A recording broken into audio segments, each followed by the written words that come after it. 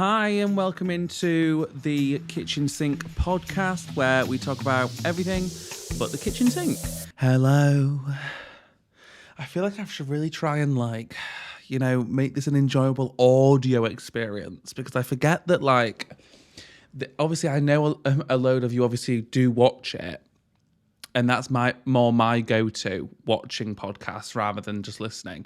But a load of you do actually listen. Just listen. So, hello. Hopefully this is a lovely audio experience for you. Now, I'm not sure how long this is going to last because it takes a lot in me to focus on not just going off on one and actually thinking about how I'm pronouncing things, right? So anyway, let's call that what it is. Okay, hello, welcome into the Kitchen Sink episode, I believe 12. I think 12. Now, I'm thinking that this might be not the end of a season, because I'm not really doing seasons, because I don't really plan on changing anything. But I think after this one, I think I'm going to take a week off and then come back after that. Okay? Because we've done 12 episodes. That's a good chunk. And I think every so often I will just take a random week here and there just because there's bigger things that I want to tackle. And obviously trying to do this every week, it does take up a good bit of my time. So yeah, I think that's what's going to happen. But I thought we'd end this season, I don't know, whatever, on hopefully a good one, which I know quite a lot of you are interested in. So I probably should have at least done my hair. I literally woke up just like this. I've woken up because I'm recording this on the Friday before you're getting it on the Sunday. So I've literally woken up, shoved on this jumper. I'm still wearing my boxers. You can't see because I've angled it well, but I am still just wearing my boxers that I slept in. I've brushed my teeth and stuff, don't get me wrong. I'm not completely fresh out of bed, but I've not done my hair. This jumper was just on my floor. Bless me. And yeah, so I'm just feeling a bit fresh. And I mean, I've just been listening to Melanie Martinez's new album. Guys, I will just quickly take this second just to talk to you about some new music, because today's a big one. We've got a new Jisoo track or two, we've got a Chloe album, we've got a Melanie album. So far I've only listened to Melanie's full album, but that's because that's the one I was most excited about. And oh my god, Melanie did the damn thing. The Contortionist. Wow, that's a track, right?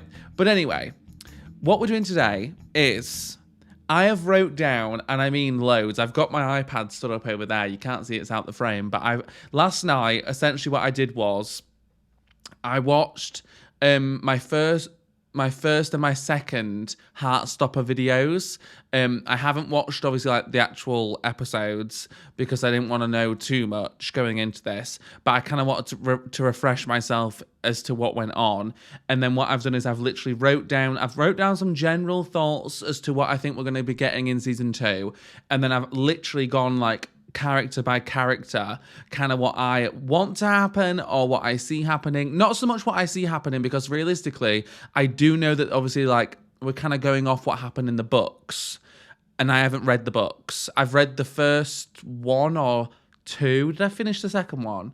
I feel like I might have finished the second one, but I haven't read the third and the fourth because I know that they're based on the next season or a season after that as well. So I didn't want to ruin it for myself. So I've not read any of the books. I'm going to kindly ask you guys to not spoil anything for me in the comments or whatever of this episode, just because I don't really want to know exactly what to expect when going into it, because I already kind of have a slight idea of something, and that is in here and we will discuss it.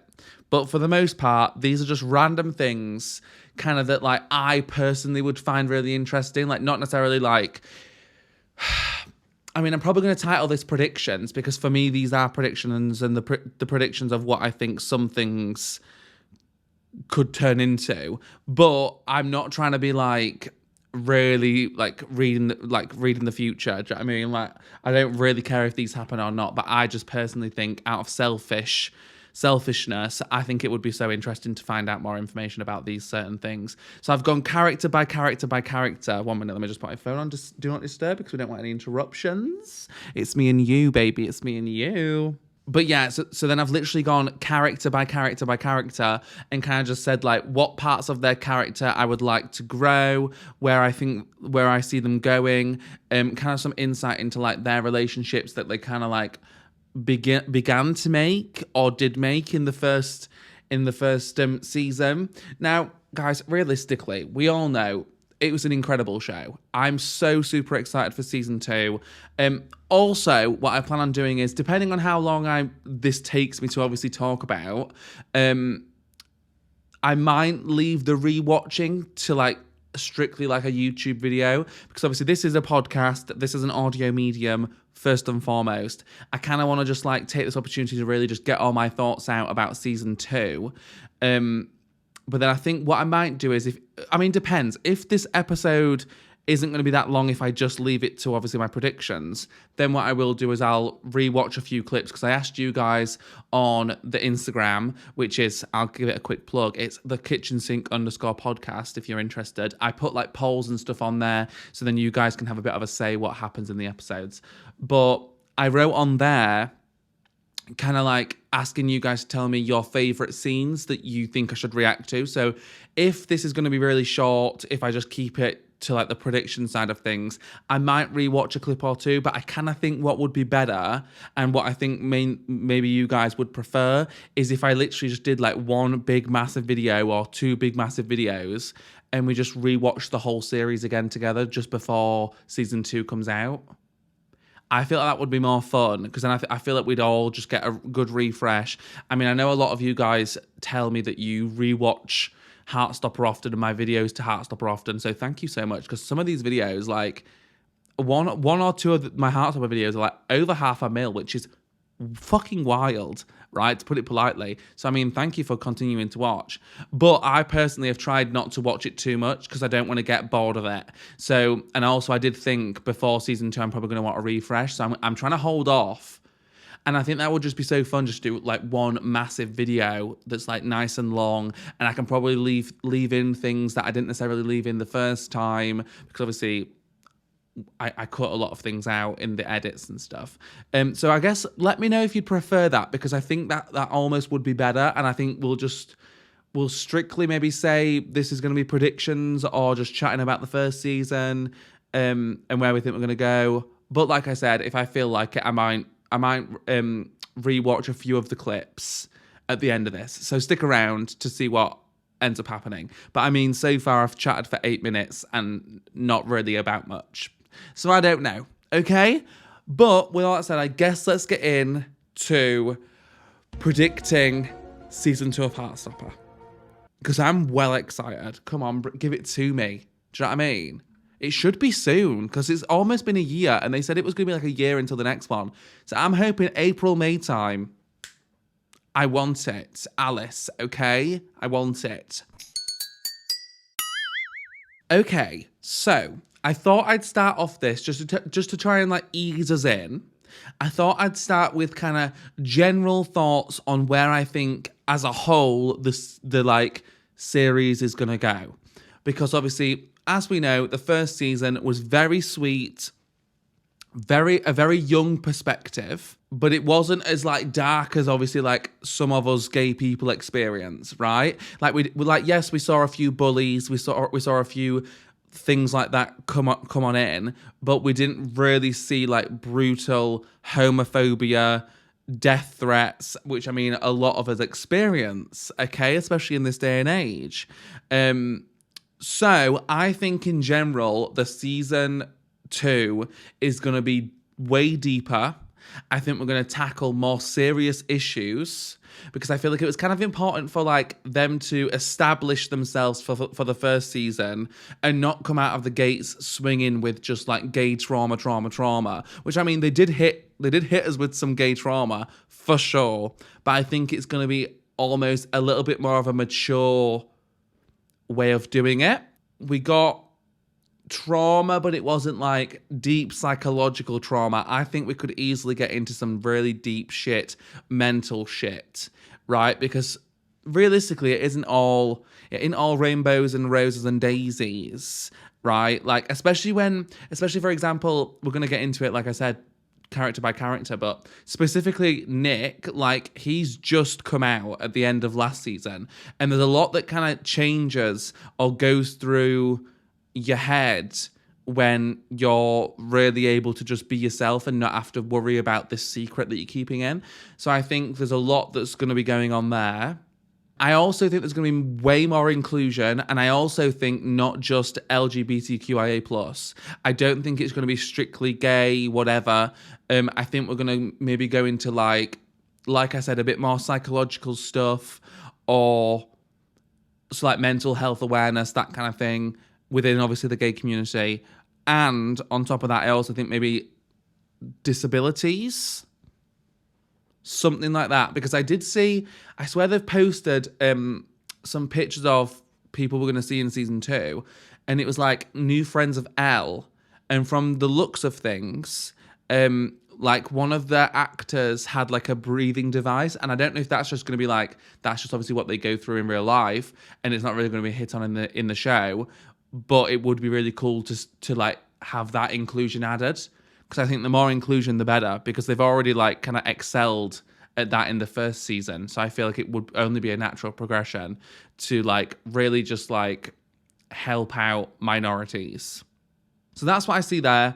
I'm also thinking age bracket. Now, like I said, I've not read the books, so I don't know if like we're strictly going to stay within school, which I imagine we're not going to grow up too much. I reckon it might be like the year after the first season was set, you know? So I'm thinking we're not going to have grown up too much, but I do kind of want us to mature a little bit, because it was very like, how old were they supposed to be in the first season? Like, I honestly wouldn't be able to tell you. Maybe like 14, 15? I'm not sure if this is hit on in the show. I'm not sure if we're actually told. Wait, yeah, because didn't Charlie have his 15th birthday? Was that what was on the badge? I'm trying to really like rack my brain around it, because it's been a while since I've watched it. I think it was a 15th birthday badge, because I don't think any of us had a sweet 16. So I'm thinking we were 14, 15, right? I would love for us to be like 16, 17, thinking about going to college. Maybe it's his last year of school with these same people. Oh, that would be interesting. Maybe this is like our last year with these same people, and who knows, some people might be going off to different colleges, because that's kind of how it works in the UK. Like, we kind of like, you can either, I know that some schools do obviously sixth form, which my school did do that. So like some people will stay at sixth, is that what they called it? Sixth form? That makes no sense. But anyway, I know some kids stayed at sixth form, and then you can also go to different colleges. So I wonder if that's where we're going. Maybe at the end of this season coming up, maybe we're all kind of like going as separate ways almost. Not everybody, but I see maybe someone or maybe two people leaving the group. Now, who do I see that being? I feel like there could be friction between Elle and Tao there, because we know how Tao is kind of like, I'm kind of jumping ahead, but we know how Tao is kind of like scared of being alone and change. So I wonder if there's something going to happen there with like either him moving away, but I'd imagine Elle moving away more than she already has, because we kind of saw in the first season him struggle with her just being at a different school. So it would be really interesting to see him maybe have to come to terms with the thought of her literally leaving the town, whatever, the vicinity that they're all living in currently. That's interesting. See, that's just popped into my brain. Okay, that could be interesting. But yeah, so age bracket, I do want us to be like maybe 16, 17, because I think also if we're 16, 17, that does kind of give way to speaking about more mature things, experiencing more mature things, sexual things maybe, because we all have sexual trauma, I'm sure, at that kind of age, and like there's a pressure on young kids, especially these days. I think if we're gonna like keep it being relatable, which it has been so far, like extremely relatable, I think the pressure on young kids to be like having sex, doing all that stuff relatively young, that would be really interesting to get into, and how that can fuck with the brain. like, for example, Charlie and Nick, like them trying to be intimate as a new couple. Who knows? I'm thinking if we get 16, 17-year-olds, that could definitely be a theme we could explore. I then wrote Paris, question mark. Now, I don't quite know where or how Paris is coming into this. I don't kind of understand it. The only thing I could kind of think of was a school trip. Because obviously they happen. And schools, like for example, like my school, we went to Austria. I didn't go because I didn't want to go. And also it was fucking expensive. Like these school trips, guys, they're fucking spen. Like it wasn't cheap to go to Austria. So that was my thought. Maybe Paris was like a school trip. I don't know if the whole season will be based in Paris or whether it'll be like a few, maybe one or two, maybe 3 episodes. Also, how many episodes are we going to get? Because I think we're only getting, how many did we get before? 8. I just kind of wish they were longer. I hope we get longer episodes for season 2. Like, I'd love it to be 8 episodes, but I'd love it to be like 50 minutes to an hour every episode. Because half an hour is just not long enough. They go by way too quick. But I guess that does kind of mean that like it gets replayed a lot. Like replay value is there, right? So yeah, Paris, I don't really know. I think it is like a school trip sort of situation, but I don't really understand how Paris can kind of affect any of us. It kind of seems random. That's why I'm thinking it's just like a school trip and something's going to go down the school trip. Maybe like some intense bullying on the trip or something. I don't know. I just feel trauma in Paris. Or I see it being like trouble in paradise for like Charlie and Nick. Because obviously Paris is known as like the place of love. And I mean, I'm going to Paris next month. And I think in about 2 weeks, I'll be going to Paris. In 2 weeks, I'll be in Paris. Okay, maybe I need to do a remote episode in Paris. I'll get some tiny mics and I'll see about it. But yeah, so I think it could be like trouble in paradise for Charlie and Nick in Paris. Because obviously it's kind of known of being the land of love and like all that stuff. So it would just make sense for like things to kind of crumble a little bit in Paris. Kind of that juxtaposition. I then wrote new teacher because last night when I was obviously rewatching stuff, I thought I'd just like search and see if we had any updates that like would be useful for me going through and predicting things and like just utilizing all the information I've got thus far. And realistically, we've not got that much information, right?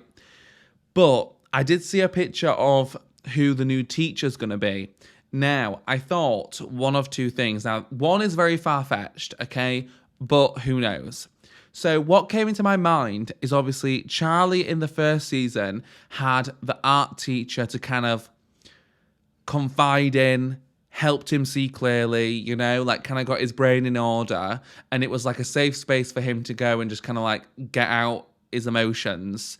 And yeah, it just helped him stay a bit more level-headed, I feel like, within all the fucking madness of like having your first proper crush and someone who actually likes you, right?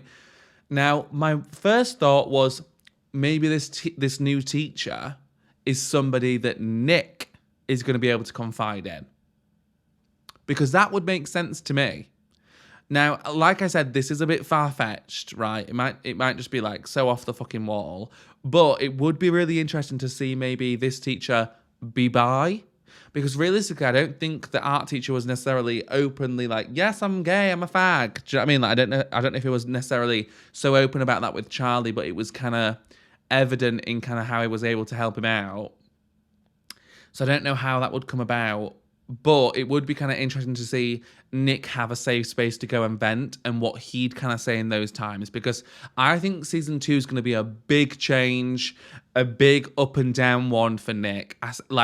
Although, like, obviously we saw him, like, go through a lot in the first season and kind of come to terms with it.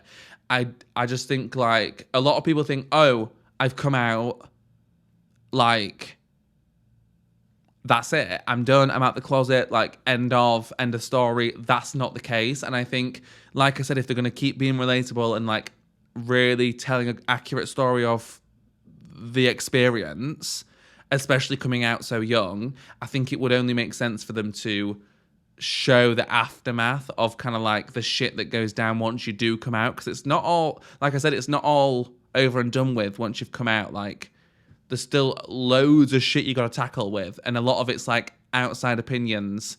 Yeah, so I thought maybe that teacher could be someone that Nick's going to confide in, and it's going to help him kind of stay level-headed. Or, on the flip side, I did right, maybe he's a homophobic teacher.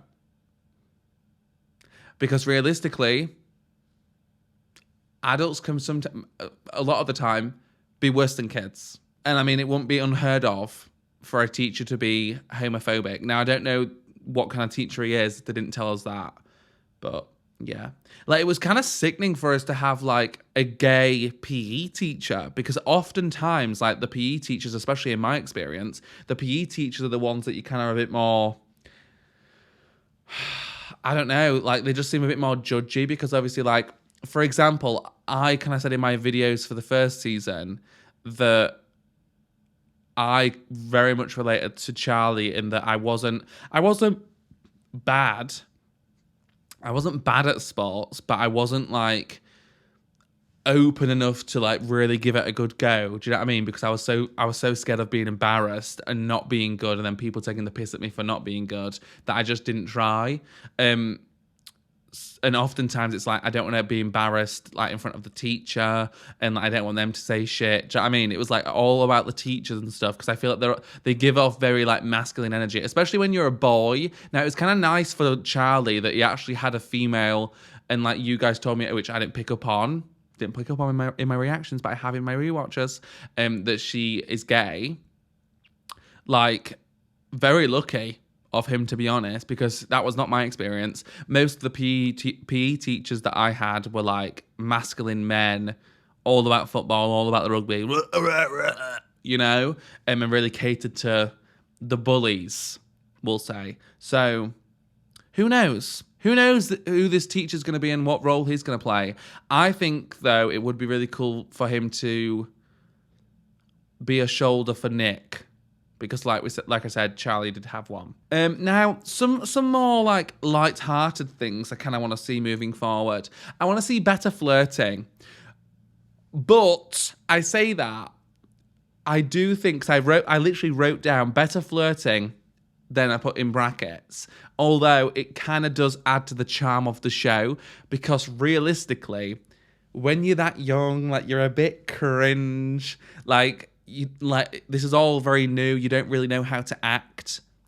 So, although it is a bit like, oh, it's a bit sticky, it kind of just does ring true, and it kind of makes you love the characters more, because like, you kind of know what they're going through because you went through it. Do you know what I mean? So, I wrote that down, but what I mean by that, I think, is not necessarily flirting, but it was when I rewatched my video. Obviously, I saw the bit where Charlie is just gawking after Nick. Like, it's not necessarily flirting, it's more just like playing hard to get, or like not being so open in terms of presenting your emotions. Do you know what I mean? That's kind of what I meant by that, but I don't really care about that too much. Next thing I wrote, which I think could be really, really interesting, right? And this is going to be like a running theme throughout. I kind of want to see more out of school interactions, so we can see what they're like in private. And like when they're just with each other. Do you know what I mean? Because I feel like in school, it's a very close-knit environment. Obviously, your main focus isn't chatting to your friends and stuff. You're all there for like a thing. But I feel like most of the drama goes on in your spare time. And I want to see more and more of that. Because like, some of the most interesting stuff we had was like the fucking arcade, all the shit that happened there. And like how they act out of school. Do you know what I mean? Because that's a whole new kettle of fish.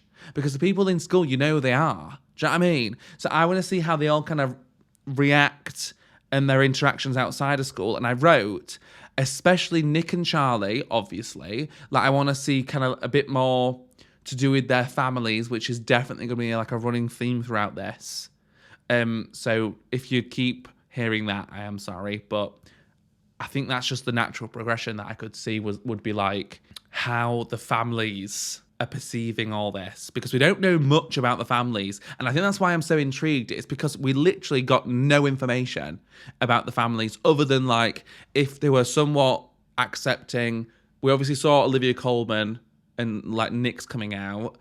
So like, but that's kind of it. And we like saw that obviously Charlie had a dad and he cared because like Charlie was crying and he hugged him. Do you know what I mean? So like he has got accepting parents, I guess.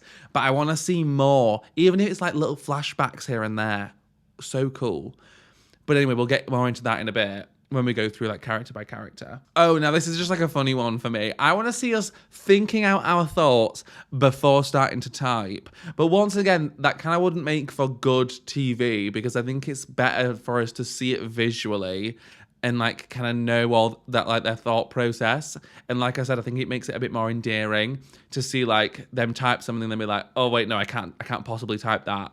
Delete, you know? And I think it's actually kind of a nice way of us understanding what's going through in their brain, doing it that way. So actually, fuck that. I've actually kind of dissected that, and I actually think it's better doing that. Okay. Next thing I wrote was deep shit. I just want to see more deep shit. Here's why, right? And I know I'm saying this, and obviously, if you saw my videos, I cried a fuck ton, right? But as much as I hate crying and showing emotion, I think that's why I want the show to continue, though, because I want them to keep showing it and like making me cry, not just from like deep shit, sad shit, but like also the beautiful intimate moments, because like they're the stuff we never really see when it comes to gay characters. Like we never really get the little like stuff like the little touching of the hands. Do you know what I mean? Like the inching the foot towards each other. We never see all those little things. Usually like the gay character is stereotypically like flamboyant, over the top, sparkly, fun, which obviously that is part of it. But like there's a lot that you have to kind of go through until you get to that point. Does that make sense? So I kind of want them to keep going with like the deep shit and like really thinking about what goes on internally when you're going through all these emotions, because realistically being young is hard enough as it is. So, and on top of that, obviously trying to come to terms with like you being who you are authentically, when realistically the majority of people around you are either going through the same thing but aren't talking about it and it's all internal, or aren't going through it and aren't going to be receptive to it. Like it's a whole new kettle of fish and it's a whole added layer. So they need to keep up with the deep shit. And I mean, because even though we don't like it, I think it's really important for it to be shown. Does that make sense? So like, I'm not wishing for myself to cry, but I do think it's important for us to cry when it's warranted and for them to show things that could potentially make us cry, because that's what we want. We want to relate to the show, even when it's good stuff. Like I was crying over happy things, you know? Okay, just a few more general things, because I realised that I'm chatting a lot about these general things, right? But I knew this would happen, and as soon as I get chatting about, especially Heartstopper, guys, I could chat about it for ages. So, a few more general things. Not really a few, just one more major one. I want to see more of the like other kids' perspectives, kids that like didn't really get the airtime. For example, Isaac, Tori, especially Tori. Tori is so interesting to me because realistically, right, as a sister, now I've heard this firsthand from my sister, right? The reason why I want to see more of Tori is kind of for a selfish reason, because I have a sister who's pretty close to me in age, obviously went to the same school, saw obviously how I was treated in school, and like I'm still learning now kind of like her experience, because like if you've watched our episode of the pod, you'll know this, but she mentioned in the episode that, I'm not sure if I kept it in actually, but she mentioned in the podcast episode that we essentially did like a dance performance at school, and afterwards she obviously went back to class, because obviously it was like during like a break or whatever, and the whole school had to watch. And she said that after that, she obviously went back to class, and obviously the boys had no problem with her and what she did. It was just like they were ripping into me. which I didn't know that because obviously I'm not in her class. I'm not, obviously I wasn't in her year, so I didn't hear about it. And she obviously didn't tell me at the time because obviously it was all very fresh. I was definitely not out by that point. So it was just so interesting to hear like how people in her year were perceiving me and how she reacted and put up with that. Do you know what I mean? So that's kind of what I want to see for Tori. I want to see how she reacted to obviously Charlie getting outed, because that's how he got outed, didn't he? To come out of the closet. I'm pretty sure that was the case. He didn't choose to come out. I think he got outed. I want to see what Tori thought of that and how she reacted to that, and like, did she cause a bit of havoc? Did she withdraw? Because she seems kind of like the person to like not really care and kind of just say her mind. But on the flip side, maybe she is the kind of person to just withdraw, because the thing is, we don't know much about her. Now, I know some of you guys, and she got a book. She's got Solitaire, right? So I'm sure you guys probably know more about her than I do. But based off of the show, she kind of just like popped in. But one of the most beautiful moments for me was when obviously like Charlie's kind of going through it, and like he feels like he's just like ruining everyone's life. He doesn't deserve happiness, all this stuff. And like she's like, you're not ruining my life. And like they have that whole intimate moment, and it's just so beautifully done, because especially when your siblings relatively close in age, like honestly they're like some of your like biggest supporters and like such a rock. Because I know like I was able to kind of talk to our Leah more than I was any of my other siblings or any of my friends or my parents or anybody.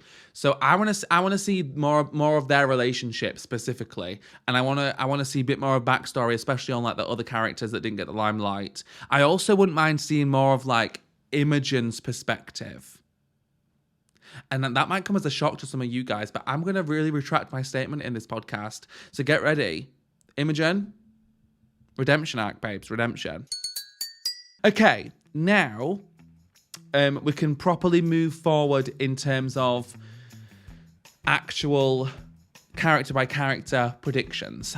But I'm just going to take a quick break and get a charge for my laptop. Okay. My laptop's now charging. We're safe. First person I wrote down is Charlie. Now, the main thing I kind of found interesting about Charlie, because like I said, I only really watched like the first 4 episodes through my reaction. So obviously like that's only a little portion realistically of the whole show. But what I found most intriguing about Charlie was that he kind of seeks approval from others, which I mean isn't a new thing, and a lot of us do that, because I definitely do. But I wrote down, he kind of seeks male approval, and the reason why I say that is because he kind of went along with the Ben thing for a while, even though he knew and was obviously speaking to like the art teacher about it. Like he knew that Ben didn't necessarily care about him. And I mean, don't get me wrong, I think it was more something that like kind of came to light at the very beginning of the show. So I imagine he was kind of like doing his little rendezvous with Ben for a while before the show started, you know? Like if we're going to really delve into it. So I kind of want to like delve into why he maybe seeks male approval.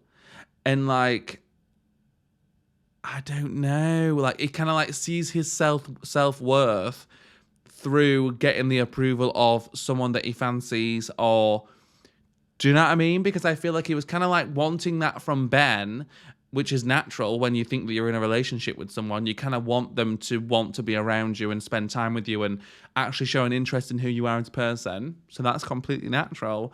But even then, obviously, when we got with Nick, like he was still like kind of doubting himself when there was times where like he wasn't sure how Nick felt, and when obviously people were saying things about Nick and Imogen and stuff, or not even Nick and Imogen, Nick and Tara. So it was like his whole self-worth kind of like wavered upon kind of how this person who he fancies perceives him. And I kind of want to know why. Like maybe that is just the way he is, which there doesn't need to be anything that makes it like that. But I have a feeling there's probably something there. Some sort of childhood trauma, or like my wrists are doing the most. I'm sorry if you're watching this. My wrists are going haywire, so I'm just going to put my arms down. I'm thinking there might be like, put your fucking wrist down, Jesus. I'm thinking there might be some like childhood trauma, or like, I don't know, because I was thinking like maybe absentee father, but his father's there, so he's not absent. But maybe he's just not very close with his father. I don't know, guys. I really don't know. There's got to be something there in my opinion. So I've just wrote down possible family shit. Because this is the thing. Like I said, we don't know anything about the families, really. So it's easy for me to speculate. I then wrote down, which I kind of think feeds into this, right? And that's self-image.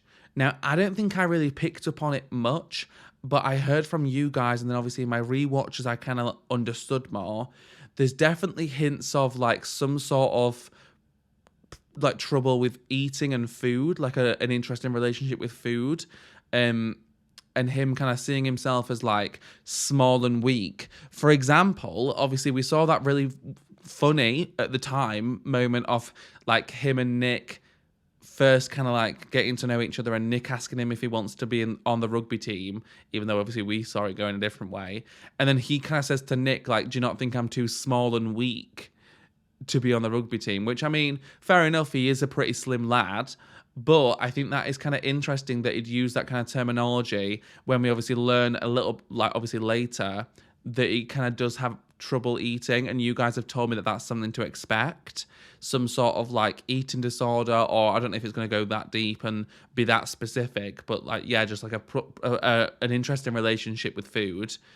And it makes sense because obviously then watching it back, I was like, shit, when obviously we have that deep chat with Tori, that's kind of a thing that's hit upon.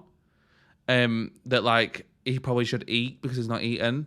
And then Tori's like, come with me, like, or whatever she says, like, come with me, I'll make you something. And he's still like, no, I'm not hungry. So there's definitely stuff there, and I'm not excited to see, or like not excited to experience, but I think it's going to make for a really interesting season 2. Because this is what I mean. This is why I said, like, I think we're going to continue with the deep shit and, like, inclusion, but not necessarily just focusing on gay people and the experience. Like, I think we're going to delve into more psychological mental health, which I think is great.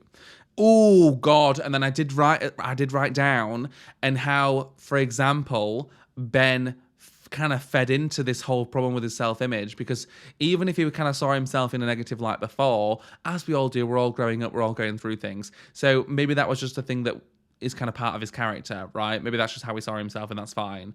But then obviously, like, because he's, as it appeared to me anyway, maybe I'm reading too far into it, he was obviously kind of seeking approval from Ben, and that kind of like upped his self-worth. Obviously, when things kind of came to a head with Ben, he was very much like, well, who else? It's not like anyone else is going to go out with you, is it? And then I'm so intrigued to see how that plays a part in moving forward with Nick, how like trust issues might come into it and all that kind of thing, because realistically, he's been fucked around by Ben, and I'm sure that affected him a lot. I mean, we saw it affect him, but like, I'm sure like more than we even saw, or more than what was even portrayed. I think that's going to kind of, I see some rifts in the road for Nick and Charlie. I don't think it's all going to be smooth sailing. I think there's going to be maybe a time where Charlie almost wants more from Nick, and Nick either already feels like he's giving enough, and it's more of like a Charlie perspective on a situation, or Nick kind of needs to take a step back because obviously this is all very new to him kind of vibe. That's kind of what I see. And I think trust issues, especially from the whole Ben situation, I think they're gonna kind of like pay it forward almost. And then I just wrote down that I would like to for us actually to pin down or confront a problem with food, because obviously like it was very like flippantly kind of like alluded to in the first season. So I'm intrigued to see where we go with that. The other thing that I kind of thought about with Charlie was obviously like, I want to know more about his family. I've been saying this. I want to know kind of like what his family thought when obviously he was kind of outed. That obviously includes Tori, which I've already hit on. I kind of want to see that. And I'm not sure how we'll get that, whether it's like more conversations with his mum. and like maybe like showing a bit more of his relationship with his parents that way, because obviously we saw that he, like I said, his parents are accepting, because he was able to get in the car, he was crying to his dad, he was like his dad was consoling him, you know. I would love to see a bit more of that, but then I also would love to see kind of Nick's family's perspective on Charlie, and obviously trying to bring him into that family, because I've heard from you guys that there's definitely some trauma on Nick's side to come because of, I think it was either his dad or his brother. One of them's like homophobic, the house. So it's going to be interesting to like bring Charlie, who's someone who is typically seen as more stereotypically gay, right? Just from like an outwards perspective. Let's call it what it is. And I'm saying that, and I literally was like Charlie, right? So, yeah. And obviously, Nick has been able to fly under the radar so, like, thus far. So I think it's going to be interesting to kind of see the character that is Charlie be around the kind of people that have been used to, obviously, like, not having anyone gay in their family or remotely part of the LGBT in their family, to now having to, like, bring in a completely different character that they clearly are not interested in or against even. Now that's scary for me. That's scary for me because I've dealt with my fair share of homophobia from certain family members in the past. So that is scary for me. And I'm not excited about that, but I think it's going to be really interesting. That's kind of where I'm going to leave it with Charlie. I think that's kind of where I'm at with Charlie. Moving on, Nick. So for Nick, I've wrote, I guess, family shit. And this is like not even a prediction, because I know that some of you guys have told me that that's kind of something I can expect. You've not gone into detail, but you've told me that that's something I can expect. So I've wrote possible family shit, dad, brother, whatever, being newly out, how that's affecting him and his family and his friends, how it did Tara, maybe, I wrote, because obviously we saw in the first season that obviously, like I said, when you come out, that's not the end of the road. And Tara kind of showed us that firsthand, because like we saw her character kind of go through it with girls treating her differently now that she's openly out. And I'm intrigued to see how that's going to affect Nick, because realistically, he was fully friends with a whole group of lads that just were not receptive to the thought of anyone different, or the majority, or the pioneer wasn't, right? Harry. So I think it's going to be interesting, because realistically, he kind of said in the last season that he doesn't really want to be friends with them anymore. But then it's just like, what does he have then? He's kind of like infiltrating the same group as Charlie, which I see, that's a lovely thing. But I think it's important for you to still have your own time and your own group. I see it potentially being some problem that obviously he doesn't feel like he really has his people anymore. Although, who knows, maybe like he really just blends well with Charlie's group. But then I just don't think it's good for you to be so in each other's pockets. Like, I think it would have been cool if he was able to make it work with his friends. And like, so what I wrote down was, Imogen, could she potentially be somewhat of a bridge of the gap? Because my thought was, obviously, Imogen is from Harry, that kind of side of the field. But obviously, like, we saw her interact quite a bit with some of the girls, like Tara, Darcy, Elle. We saw her kind of interact with some of them. We obviously saw that she was like somewhat pretty much accepting of like Nick and who he was. Like, she didn't give him grief. But obviously she just didn't know. So it was like seeing her come to terms with that. And obviously the whole thing on the pitch when obviously they walked off together, like we saw her like kind of smile, and like that was really nice to see. So I think it could be kind of interesting for either Imogen to be brought into the group, or Imogen to kind of bridge the gap between the two groups so that she can help Nick feel more comfortable around certain people. I'm not saying Harry by any means. I'm not sure what's going to happen with Harry, but I think maybe some other people that are obviously a part of that group that we obviously didn't get to hear from, maybe she could help us there. I don't know, but I just don't see Nick being completely okay with not having any other friends other than Charlie's friends. Does that make sense? Now, they're lovely people, so I don't see it being a problem on that end, but I think it's more from a personal perspective. And I mean, while we're talking about Imogen, I think I would like to see even more of Imogen and like them really chat about shit, because I feel like obviously he didn't outright come and say to Imogen, "This is who I am.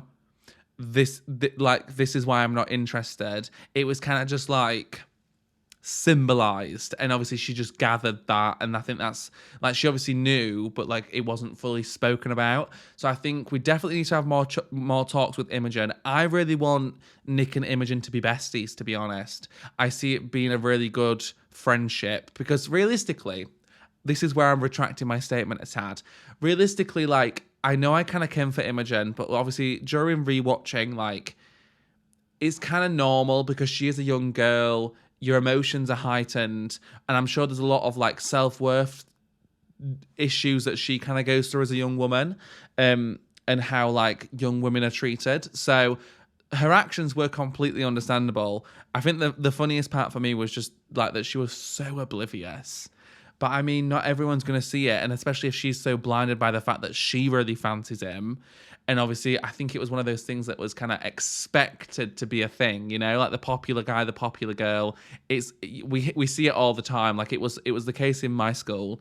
So yeah, I don't by any means hate Imogen. All right, let's get that very much clear. And I would love to see more of her, because she's a really fun character. She had some of the best one-liners in the show. So I definitely want to see her either be brought in more to Charlie's group, because I think that could be beneficial to her, because I think she can really understand the gay experience more, because obviously we saw her like say the whole like, I'm an ally, that whole thing. But I want her to really understand what that means to be an ally, you know? And I think a way of her doing that would be to spend more time with Charlie's group of friends and be part of like a very inclusive group. That could be fun. I then wrote down, because we're still on Nick here, right? I would love to see more of like Tao and Nick's relationship, because obviously in the first season there was so much there to do with Tao feeling like Nick was stealing Charlie. And I mean, there's a lot of it is to be said with like Tao. There's a lot to unpack there for sure. But I would love to see how they're going to kind of get along and where I think their relationship's going to go. I think it's going to be a rocky road for them too. I think Tao's very much set in his ways and is the kind of character that's, like I said, not open to change, doesn't like change, has made that very clear. So I think even just like bringing Nick into the group, I think that's going to be an interesting one. I'm not sure how, like in what way, because realistically, Tao did have Charlie's best interest at heart. Now, did he necessarily, I don't know, divulge some information the best way? No. Did he handle himself with the utmost grace? No. But at the end of the day, he was just trying to be the best friend he could be, and that's the way he saw fit. So I think it's going to be interesting to see how him and Nick kind of exist together in the same group and in Charlie's life, because I don't think we've got to the end of all that. I also thought it could be interesting to see Charlie and Imogen's friendship. Now that to me would be something. And I don't know why or how that would even play into anything. But I just kind of want to see, like, I want to see the typical straight girl that, like, doesn't really have to worry about anything, doesn't really go through anything too deep or too out of the ordinary. I kind of want to see her understand more. And I think through her getting to know Charlie and like seeing that, obviously, because realistically, I'm like, was it Harry's whole group that kind of outed Charlie? I can't remember, but like, I'm sure she didn't really see a problem with that. But I kind of want her to understand how that can make someone feel, you know? Like, I think Imogen's got some growth, and I'm excited to see it, because up to now she has been kind of like a surface level kind of character that's kind of fun, bit annoying sometimes, you know? I want to see it get a bit more deep with her. I do. And that's interesting considering how I felt about her in the first season. Anyway, I've got a lot wrote down for Nick, so I'm just going to keep going for this because we've got a lot to get through and I've been chatting for a while. I want to see maybe more to do with like the whole bi-erasure and how obviously Nick's kind of positive that he's bi, which is great. Like, he is interested in both, which is a valid thing. Bi is fine, okay? But I realistically, we know how it's going to pan out. People are going to see that it's with Charlie and they're going to just assume and completely erase the thought of him being bi, and it's just going to be he's now a gay man, you know? And I think that's going to manifest itself a lot in his family. I think it's going to manifest a lot at school. So I'm intrigued to see that. That's going to come for sure. I was thinking maybe a change in style. Who knows? Like, more openly expressing what he likes, because I think up to now, he's been very much doing everything for everyone else and not necessarily keeping up an appearance, but like not fully accepting every part of himself. And I think, for example, like when I was at uni, I came out just before uni, and I changed a lot through uni because I was around a whole different group of people. I was accepting myself fully for the first time in my life, and I was exploring the kind of person I wanted to be and the person who I wanted to appear as. You know, like, I think it's going to be interesting to kind of see, like, him really evolve into actually who he wants to be without thinking about other perspectives. Now, I think we've got a ways to go, because obviously at the end of last season, we obviously saw him only really come out to his mum. Like, he didn't necessarily make it totally clear to everyone at school. That's to come for sure. But yeah, and I just wrote like new interests. And like, I don't know, I think that could be kind of interesting. And hopefully not the most deep. Like, give me a makeover scene, you know? Give me something. And then I wrote down Nick and Charlie together. Possible friction because of Nick's family, dad, brother. Kind of hit on that already. I also wrote maybe Ben issues here and there. And I'm gonna shelf that for now, because when we get to Ben, I'm gonna talk more about that, because I see things for Ben. But I wrote, ultimately stayed together, stronger in the end, but I do see us having a bit of a roller coaster kind of ride. Moving on, Elle. Elle is going to be, I think, Elle's going to really play a big part in season 2. And the reason why, once again, it's kind of more of a selfish thing, because I feel like now more than ever, it's so important to be hearing about the trans experience, that being mainstream, having people talk about it, having people sit down and watch it. You know, like, I think now more than ever, that's really important. And I'm not going to get into anything else other than that, but I'm sure you guys can understand what I'm talking about. Gender dysphoria, because that's a massive thing that I know a load of trans people go through. Now, before I even continue, I am just going to say I'm not trying to put words in anyone's mouth.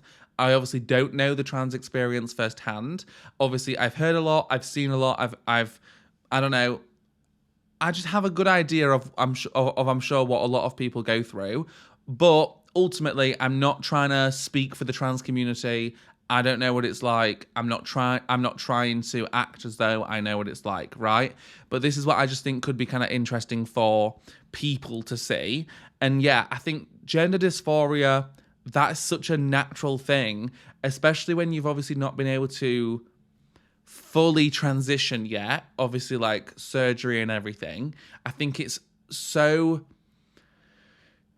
interesting, obviously, still having the same body, but starting to accept yourself in your appearance. But then it's something that's so totally out of your control that you can't change.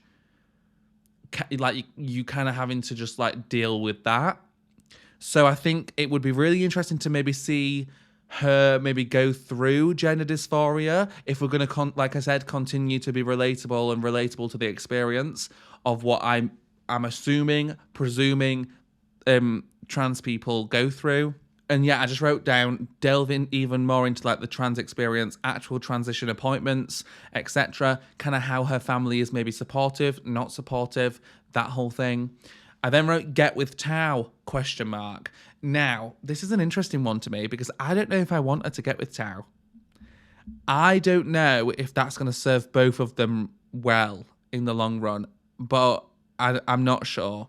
Because then I did write, maybe some other boy comes into the equation and kind of challenges Tao, and maybe that makes him see what he truly wants and like makes him grow some balls and like really confess that he actually really does like Elle, because I think it's pretty clear. So yeah, I think that could be kind of interesting, because when I obviously looked on the like they've obviously posted like the actual cast, like we saw like their new names, whatever, like the new characters. There is a few new boys, and I mean there is a new girl that was stood right next to Tao. So who knows? I think it's going to be like either a new boy comes into the equation and kind of challenges Tao somewhat, which would be so interesting to see, or I see potentially Tao getting with this new girl. So who knows? I think that's where we're gonna go with Tao and Elle. And I wrote down that potentially Elle is like, maybe she's the one that needs to take the lead, but I think maybe what's holding her back is obviously being a trans woman. She probably doesn't want to assume that Tao is like definitely into her, and I think that's probably going to come from a place of insecurity and gender dysphoria potentially. Who knows? I think we're going to get way more of Elle's experience, especially like mentally, next season. We're now moving on to Tao. Now Tao, I don't fucking know, man. He's an interesting one for me. I wrote down, I want to know why Tao specifically is so closed off to change and hates it. And I mean, who knows? Maybe it is just because obviously like he was really good friends with Elle. Obviously, loads of things happened with her that changed, right? And he just had to go along with that. And then obviously things were changing with Charlie that were out of his control. So who knows? Maybe they're just the two instances. But I don't know, because we didn't see a father. And I wonder if it's a family thing again. Like I said, family is going to be like a running theme for me throughout this whole second season. I want to see way more families and like home life, because that plays such a big part. And I understand school is important, but home life is almost more intense, in my opinion. Like, yeah, kids can be cruel, but like your family and how they react is so much worse. So yeah, I don't know. Tao, maybe he's got family shit there. Maybe a family member left. Maybe his dad. Maybe that's why he's so closed off from change and wants everything to stay the same, and like is so adamant that nothing changes, because that was a big part of his character in the first season. So I feel like we've got to somehow understand why. I feel like that can't just be because unless it is just like simply because obviously what happened with Elle, and maybe that's what it is. But I want that to be explicitly spoken about, you know, like why he's got such an issue. And then I did write down obviously new girl coming in to challenge Elle. Maybe that adds to Elle's insecurities. Who knows? Tara and Darcy, I didn't have too much for them because I feel like they had a really interesting arc that was kind of like not fulfilled to its whole potential, but I think it was like kind of brought to a nice end in the first season, because obviously we saw a lot of them going through obviously being a new couple, a new lesbian couple, a girl perception, because I feel like often we always think like high school bullies, we always think about boys fucking rugby, you know, we always think of that, but realistically like girls are bitches, girls are mean.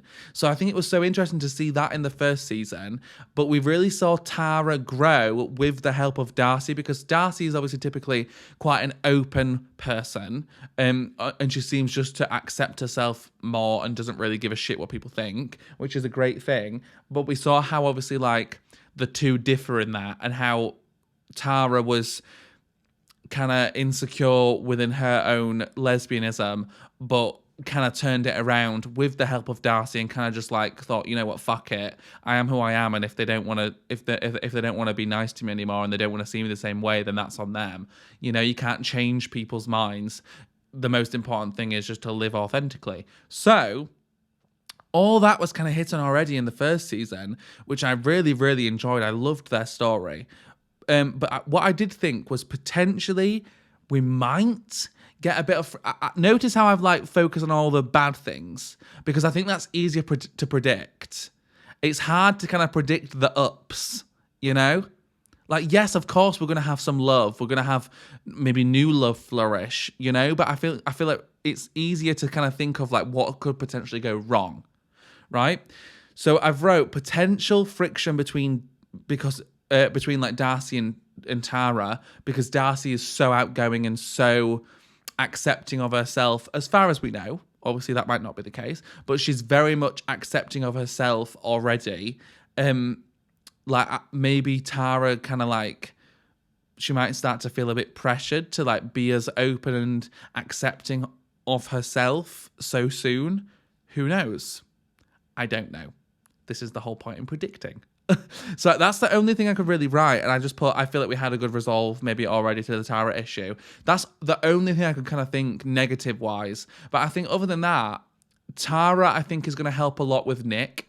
I think Tara's going to help Nick grow a lot because, like I said, we kind of saw that in the first season. But I think she's going to be someone for Nick to really confide in. If it's not Imogen, it's definitely going to be Tara for sure, because she's gone through it. She's going through it at a similar time as Nick, you know? So I think Tara and Nick are going to be really close, which is interesting considering obviously there was so much speculation in the first season about them being together, right? Because boys and girls can't just be friends. But yeah, so I don't really know about Tara and Darcy. Anything can happen with those two, but I don't see too much dramatic shit happening with those two, which is kind of nice. Isaac, I wrote down. Now, I wasn't sure whether it was asexual or autosexual. I wasn't sure which one he identifies as, because obviously it's not really been explicitly like stated. It's obviously just been like him reading certain books, not really having a love interest, you know, that whole thing.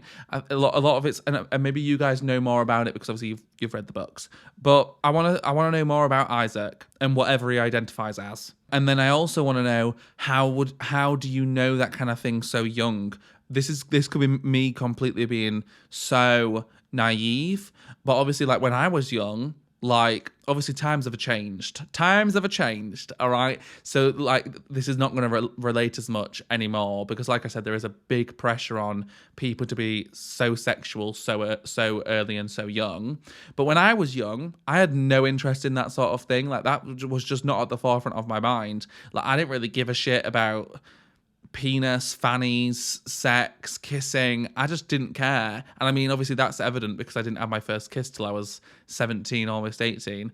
But yeah, it was just not really my experience. So I did write down, obviously, how does he know these kind of things already? This was me kind of going off of the whole, specifically asexual I wrote down, because I think it was one of the two.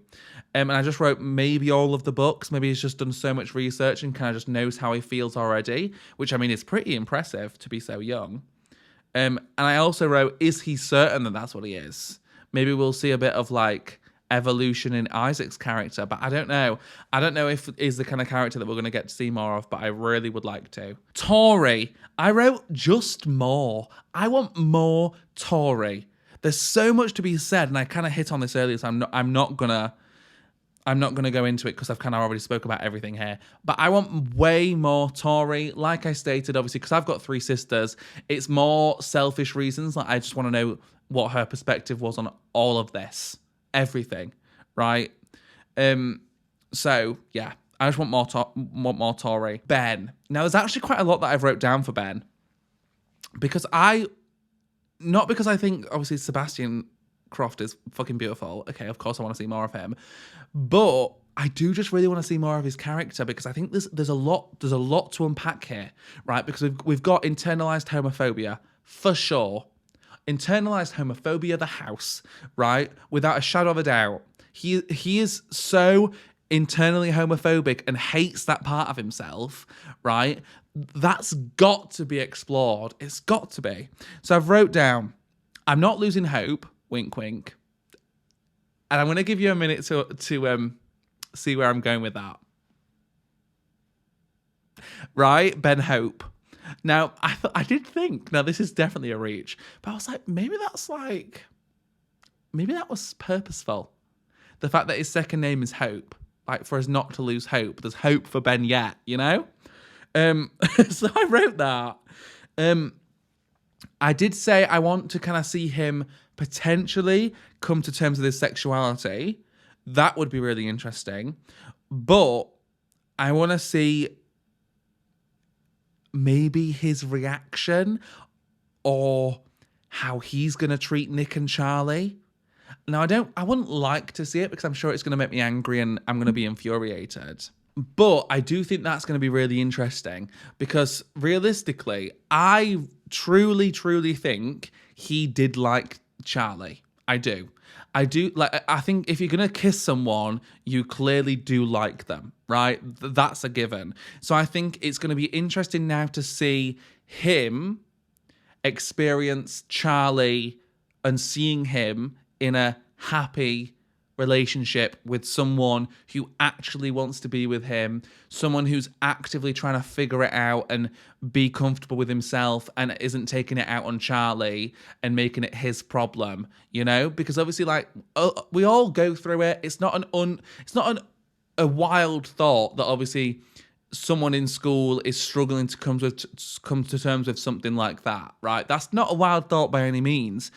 I would just like to know why. Like, to me, it's got to be like some sort of toxic environment of him like growing up. It's got to be. And obviously, like, being a part of like the cool kid group, that's going to play a part. So, yeah, I want to delve more into like the psychology of Ben.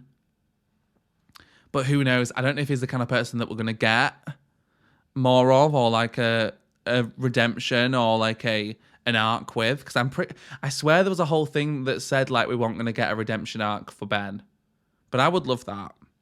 And then I also thought, like, if we're going to really go dark, maybe like he's going to start spreading rumors, trying to break Nick and Charlie up. Like, I think he's going to be like, we're either going to see a bit of a redemption, or like not even just redemption, just a bit more of a backstory, or we're just going to see him be an absolute dickhead more, you know? I also wrote down, now this could be wild. This is me being wild now. This is me thinking so fucking off the wall. But I thought, what if he gets outed? And what if he gets outed by Charlie?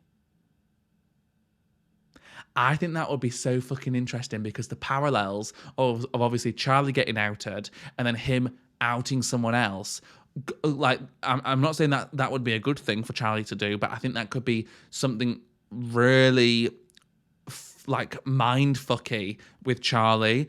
And I'm not sure it'd be something that it'd do like so flippantly, but I think that would be something that like could happen if he's really driven to it. Do you know what I mean? Because I do truly believe that Charlie's a great guy, but I think if, like I've kind of hit on, maybe Ben's going to try and break him and Nick up, and like he's going to be jealous, he's going to be disgusting, this whole thing, who knows? Maybe Charlie might be like, you know what, mic drop. Fun fact, Ben's been kissing me, and I've got the texts, you know? And I think that could be a whole moral, like, compass situation of us not really knowing why we did it. Do you know what I mean? And like that could also like really drive a wedge between him and Nick. That could be like towards the end, we'll get some like real trauma. I don't know, guys, but that's kind of what I wrote for Ben. I think the thing is, I think there's so much that they could do with Ben. I don't know if they will, because I don't know if that's the kind of show that they want to be, but there is so much you could potentially explore with Ben as a character that I would find interesting. It would be traumatic and it'd be scary and it'd be sad, but it would be super interesting to see. But yeah, so that's where I'm at with Ben. Last person I've wrote down, Harry. And I just wrote, I'm okay. Harry, I don't need a redemption arc. I don't need him to come to terms with anything. I just need him to fuck off, to be quite honest. So that's where I'm at. And that's where I think we're going to leave it. Now, guys, I'm not going to be rewatching anything because this has already been an hour and 15 minutes of me chatting shit. But I guess if you're watching this on YouTube, do let me know if when obviously the date is announced for Heartstopper Season 2. I breathed in too much. If you'd like to see like a big chunk of like a rewatch over on YouTube, let me know, because totally open to do it, but I don't want it just to be like a rewatch for a rewatch sake. Like, I do want it to be like thinking forward to season 2 and kind of analysing season 1 even more and rewatching it and re-experiencing it and seeing if I can not cry a second time, you know? This episode's been long enough as it is, so I am going to dip. But I hope you guys enjoyed this. I feel like I've just chatted so much, and I'm not sure if any of it's going to be eligible, but hopefully it is. And I mean, I'll probably come back to this video once we get season 2, and I'll see if I was right about anything. I'm not expecting to be right, because I know some of this stuff is just like I said, more selfish stuff that I just kind of want to see, that maybe wouldn't make for the most interesting of TV or doesn't really fit with what the show wants to be.